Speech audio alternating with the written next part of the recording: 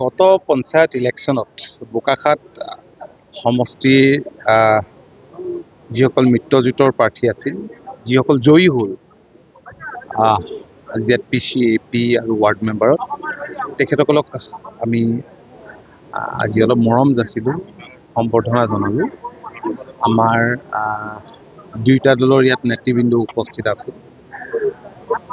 সাংসদ কামাখ্যা প্ৰসাদ তাছা ডাঙৰীয়া, ভাৰতীয় জনতা পাৰ্টীৰ জিলা প্ৰাক্তন সভাপতি দেৱপ্ৰতিম বৰা, অনিমেষ শইকীয়াকে ধৰি কেওটা মণ্ডলৰ সভাপতিসকল আৰু আমাৰ অসম গণ পৰিষদ দলৰ আমাৰ বিধান পৰিষদৰ সভাপতি জগত কলিতা সমন্বিতে জিলাৰ সম্পাদক আৰু আমাৰ কেন্দ্ৰীয় সতীৰ্থসকল নুৰুল চুলতানকে ধৰি বহু কেইগৰাকী সতীৰ্থ উপস্থিত আছিল। কেওটা মণ্ডলৰ সভাপতিসকল আছিল আৰু দলৰ তৃণমূল পৰ্যায়ৰ প্ৰায়বিলাক কৰ্মী আজি উপস্থিত আছিল। আপোনালোকে জানেই যে গত পঞ্চায়ত নিৰ্বাচনত ৰাজ্যখনৰ অন্যান্য ঠাইৰ লগতে বোকাখাততো খুবেই ভাল হৈছে, 100% বুলিয়ে ক'ব লাগিব। কাৰণ আপোনালোকে জানেই যে ৱাৰ্ড মেম্বাৰত চিম্বল নাই, বাকী AP, ZPCত বিপুল ভোটত তেওঁলোকে জয়লাভ কৰিছে। মই তাৰ বাবে বোকাখাত সমষ্টিৰ ৰাইজক মই আন্তৰিক ধন্যবাদ আৰু কৃতজ্ঞতা জনাইছোঁ। আৰু মই কৃতজ্ঞতা আৰু ধন্যবাদ জনাব লাগিব অসমৰ মাননীয় মুখ্যমন্ত্ৰী ডক্টৰ হিমন্ত বিশ্ব শৰ্মা। হিমন্ত বিশ্ব শৰ্মা ডাঙৰীয়াৰ যি দূৰদৰ্শী তথা বলিষ্ঠ নেতৃত্ব, যি নেতৃত্বৰ বাবে যোৱা 4টা বছৰত ৰাজ্যখনত বিকাশ ত্বৰান্বিত হ'ল আৰু আমাৰ সমষ্টিটো বহুত কাম হ'ল। গতিকে আজি ৰাইজে ভোট দিছে। মই ভাবোঁ যে মুখ্যমন্ত্ৰীৰ যি দক্ষতা, ইয়াৰ স্বীকৃতি, যি কৰ্ম কৰিলে তাৰ স্বীকৃতি, আৰু মই ভাবোঁ যে মাননীয় মুখ্যমন্ত্ৰীয়ে অনাগত দিনত পূৰ্বতকৈ অধিক উৎসাহেৰে কাম কৰিবলৈ আগ্ৰহী হ'ব। আৰু ইয়াৰ উপৰিও আপোনালোকে দেখিছে যে মই আগতে কৈছিলোঁ নিৰ্বাচনৰ আগত যে বিৰোধী এবাৰ টচ নচ হ'ব।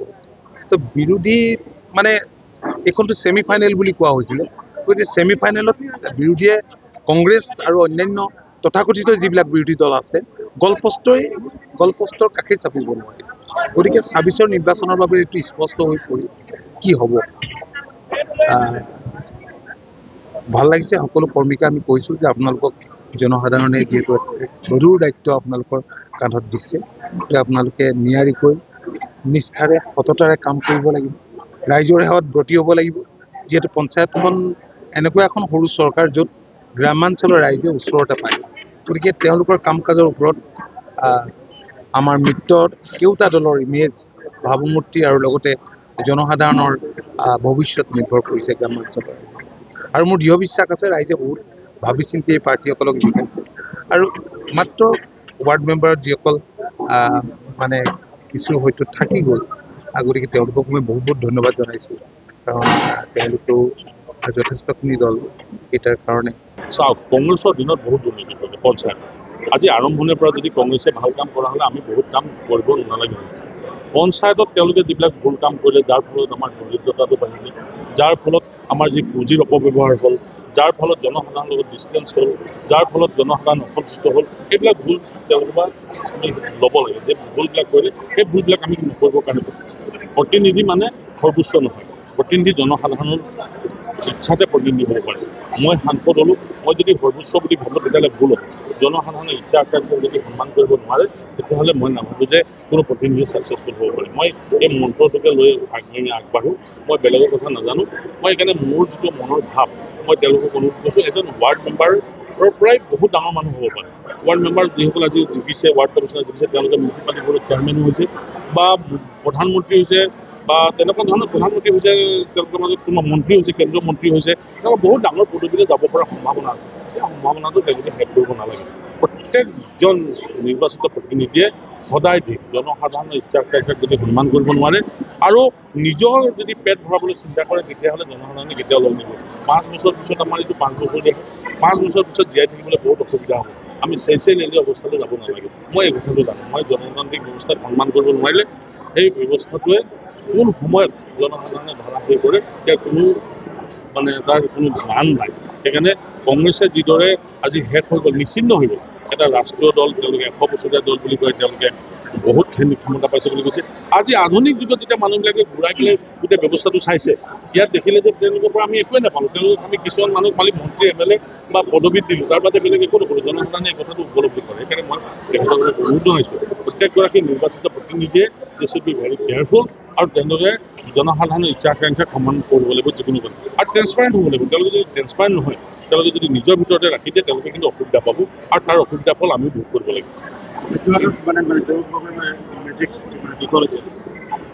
মই আকৌ এবাৰ ক'ম, কংগ্ৰেছ যেতিয়া ভাৰতবৰ্ষৰ নিশ্চিহ্ন হৈছে গৌৰৱ গগৈক মানুহে ভুল ধৰণে গ্ৰহণ কৰিছিলে। তেওঁলোকে মানুহে ভাবিছিলে যে দিল্লীত কথা ক'ব পাৰিলে ভাল।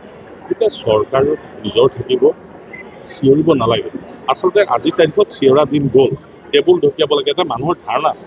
দেখিলে যে এইটো ভুল কথা নহয়, আৰু বহুতখিনি কামো আমাৰ ক'ৰবাত লেপছ থাকিব পাৰে। গৌৰৱ গগৈ মই থাকোঁ, তেওঁ আপুনি সোধাৰ কাৰণে কৈছোঁ, মই গৌৰৱ গগৈৰ নামেই নলওঁ, কাৰণ গৌৰৱ গগৈ সাংসদ, ময়ো সাংসদ। আমাৰ মাজত তেওঁ এইকাৰণে যে তেওঁ ৰজাৰ পুত্ৰ আমি নহয়, কিন্তু যোৰহাটৰ ফলাফলটোৱে এই কথা প্ৰমাণ কৰে যে জনসাধাৰণে হ'ব, জনসাধাৰণ যদি লগত নাথাকে গৌৰৱৰ গৌৰৱ অক্ষুণ্ণ থাকিব পৰা সম্ভৱেই নহয়। আৰু ভৱিষ্যত দিনত তেওঁলোকে ৰাজনীতি মই ভাবোঁ এৰিব লাগে। তেওঁলোকে ৰাজনীতি এৰাটো ভাল। জনসাধাৰণ ৰাজনীতি একো যদি বুজি নাপায়, জনসাধাৰণ চেণ্টিমেণ্ট বুজি নাপায়, ভুল হ'ব। তেওঁলোকে বহুত সন্মান কৰি পেলাই যোৰহাটৰ জনসাধাৰণে তেওঁক সাংসদ পাতিছিল, বহু আশা কৰিছিলে। এইবিলাক আশাটো নিৰাশা হ'বলৈ বেছি সময় নালাগিছিলে, 1 বছৰতে ধৰা খাই। গত পঞ্চায়ত নিৰ্বাচনত আমাৰ ৰাজ্যখনত মিত্ৰজোঁটে, ভাৰতীয় জনতা পাৰ্টীৰ নেতৃত্বত NDAৰ যি মিত্ৰজোঁট আছে, মিত্ৰজোঁটে নিৰংকুশ সংখ্যাগৰিষ্ঠতা লাভ কৰিছে। বিপুল ভোটত মিত্ৰজোঁটৰ প্ৰাৰ্থীসকলে জয়লাভ কৰিছে। মই তাৰ বাবে অসমৰ সমূহ ৰাইজক আন্তৰিক ধন্যবাদ আৰু কৃতজ্ঞতা জনাইছোঁ। মই কৃতজ্ঞতা জনাইছোঁ মাননীয় মুখ্যমন্ত্ৰী ডক্টৰ হিমন্ত বিশ্ব শৰ্মা ডাঙৰীয়াক। তেখেতৰ দক্ষ আৰু দূৰদৰ্শী নেতৃত্বত যোৱা 4টা বছৰত ৰাজ্যখনত যি উন্নয়ন হ'ল, বিকাশ হ'ল, ৰাজ্যখনলৈ যি শান্তি আৰু সুস্থিৰতা ঘূৰি আহিলে, তাৰ বাবে আমি অনুভৱ কৰোঁ যে অসমৰ জনসাধাৰণে এইবাৰ পঞ্চায়ত নিৰ্বাচনত ভাবিব নোৱাৰা ধৰণে মিত্ৰজোঁটৰ প্ৰাৰ্থীসকলক ৰাইজৰ সেৱাত ব্ৰতী হ'বলৈ আগবঢ়াই দিছে, জয়লাভ কৰিছে। মই ধন্যবাদ আৰু কৃতজ্ঞতা জনাইছোঁ ভাৰতীয় জনতা পাৰ্টীৰ ৰাজ্যিক সভাপতি দিলীপ শইকীয়া ডাঙৰীয়াকো। মাননীয় মুখ্যমন্ত্ৰীয়ে বহু আগৰে পৰাই কৈ আছে যে মিত্ৰতাৰে আমি পঞ্চায়ত নিৰ্বাচনত অৱতীৰ্ণ হ'ব লাগিব, কাৰণ তেখেতৰ সুদক্ষ নেতৃত্বত যোৱা 4টা বছৰত মিত্ৰ দলকেইটাক তেখেতে লগত লৈ যিদৰে ৰাজ্যখনক আগুৱাই লৈ যাবলৈ চেষ্টা কৰিছে, আমি তাৰ বাবে তেখেতৰ ওচৰত কৃতজ্ঞ। আৰু লগে লগে ভাৰতীয় জনতা পাৰ্টীৰ ৰাজ্যিক সভাপতিগৰাকীও পঞ্চায়ত নিৰ্বাচনৰ আগত ভাৰতীয় জনতা পাৰ্টীৰ কাৰ্যালয়ত আনুষ্ঠানিক আলোচনা কৰিছিল অসম গণ পৰিষদ দলৰ নেতৃত্বৰ সৈতে মাননীয় মুখ্যমন্ত্ৰীৰ উপস্থিতি। তাৰপিছতে আপোনালোকে জানে যে নিৰ্বাচনত জিলা পৰ্যায়ত বুজাবুজি হ'ল। কিছুমান ঠাইত খুব ভাল হৈছে, কিছুমান ঠাইত, কাৰণ বুজা পৰাটো তেনেকুৱাই হয়, সকলো ঠাইত নহ'ল, কিন্তু যথেষ্ট এতিয়া ৰিজাল্ট ভাল হৈছে মিত্ৰ দলৰ। আমাৰ য'ত প্ৰাৰ্থিত্ব আছিল মিত্ৰতাৰে আমি অৱতীৰ্ণ হৈছিলোঁ, আপোনালোকে বোকাখাতত দেখিছে, বিভিন্ন ঠাইৰ খবৰ পাইছে, গতিকে ভালেই হৈছে যথেষ্টখিনি। আৰু আপোনালোকে জানে যে কংগ্ৰেছ এইবাৰ মই ভাবোঁ যে কংগ্ৰেছে 26ত আৰু তেওঁলোকে কঁকাল পোনাবই নোৱাৰিব, তছনছ হৈ গৈছে। নৈতিক দায়িত্ব স্বীকাৰ কৰিছে তেওঁলোকে। নৈতিক দায়িত্ব মইতো কৈছোঁৱেই যে নিৰ্বাচনৰ আগত তেওঁলোকে কিমান ডাঙৰ কথা কৈছে। মই কৈছোঁ নিৰ্বাচনৰ আগত 40 ডিগ্ৰী টেম্পাৰেচাৰত কথা কয়, তাৰপিছততো -0লৈ গুচি আহে নহয়। কিন্তু যোৱা দিনকেইটাত এইটোৱে দেখি আহিছোঁ। গতিকে এইটো যদি ছেমি ফাইনেল হয়, তেতিয়াহ'লে আপোনালোকে নিশ্চিত হওক 26টো কি হ'ব।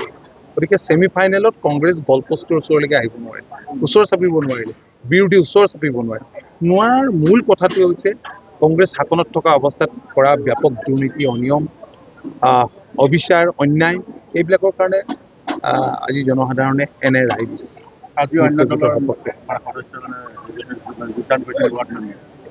আজি কোনো যোগদান পৰ্ব নাই, কিন্তু ইয়াত য'ত বিভিন্ন ঠাইত ৱাৰ্ড মেম্বাৰ তেনেকুৱা জয়ী হৈছিলে, এইবিলাক আচলতে নিজৰ মাজতে অকণমান ইফাল সিফাল হৈ, কোনো তেনেকুৱা কংগ্ৰেছ বা বিৰোধী বুলি মই নাভাবোঁ।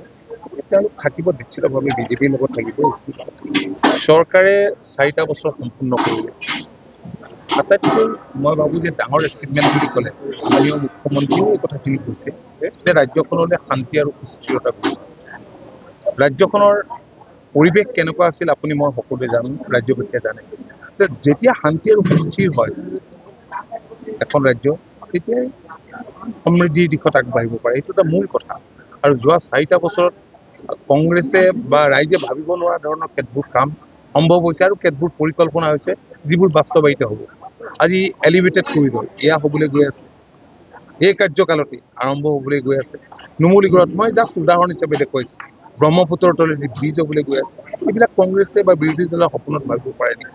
গতিকে এনেবোৰ যিবোৰ কাম আমাৰ ৰাজ্যখনত ডক্টৰ হিমন্ত বিশ্ব শৰ্মা ডাঙৰীয়াই সম্ভৱ কৰি তুলিছে বা পৰিকল্পনা কৰিছে, তাৰ কাৰণে জনসাধাৰণ চৰকাৰৰ লগত আছে, মিত্ৰ দলৰ লগত আছে।